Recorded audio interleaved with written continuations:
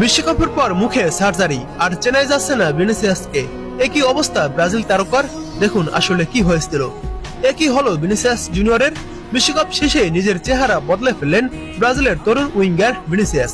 অনেকেই তো তাকে চিনতেই পারছেন না।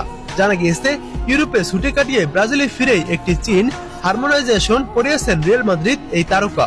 বিশ্বকাপ খুব একটা সুখের হয়নি ভিনির। নিজে ভালো ফর্মে থাকলেও ব্রাজিলকে চ্যাম্পিয়ন করতে পারেননি তিনি। তারপরে কিছুদিনের জন্য ছুটি কাটাতে ইউরোপে উড়ে যান।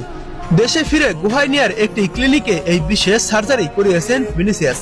মূলত চিবুক ও মুখের আকৃতি বদলে ফেলা হয় এই প্রক্রিয়ায়। কি এই চীন হরমোনাইজেশন? প্রশ্ন আসতেই পারে। সেলিব্রিটিদের মধ্যে খুবই জনপ্রিয় এই সার্জারি। বিজ্ঞানসম্মতভাবে ওই ব্যক্তির মুখ বয়বের মাপ নেওয়া হয়। মুখের লম্বা 3 ভাগ ও আড়াআড়ি 2 ভাগ মাপা হয়। সেখানে ঠিক করা হয় চিবুক কতটা বাড়ানো বা কমানো উচিত। সেই অনুযায়ী চিবুক ও মুখের আকৃতি আরো ভারসাম্যপূর্ণ ও সুসংগঠিত দেখানোর চেষ্টা করা হয়। মূলত মুখাবয়কে আরো তীক্ষ্ণ ও আকর্ষণীয় করতে এই পদ্ধতি নেওয়া হয়। ব্রাজিলের সংবাদ মাধ্যমের দাবি, ভিনির সার্জারির জন্য এক চিকিৎসককে মায়ামি থেকে গুহায় নিয়ে উড়িয়ে নিয়ে আসা হয়। গোপনীয়তা রক্ষার জন্য সাধারণ মানুষের মধ্যে ক্লিনিক বন্ধ রাখা হয়। কর্মীদের ছবি, ভিডিও বা সোশ্যাল মিডিয়ায় কোনো তথ্য প্রকাশ না করার নির্দেশও দেওয়া হয়েছিল। তবে শেষ পর্যন্ত আর ছবি লুকিয়ে থাকেনি।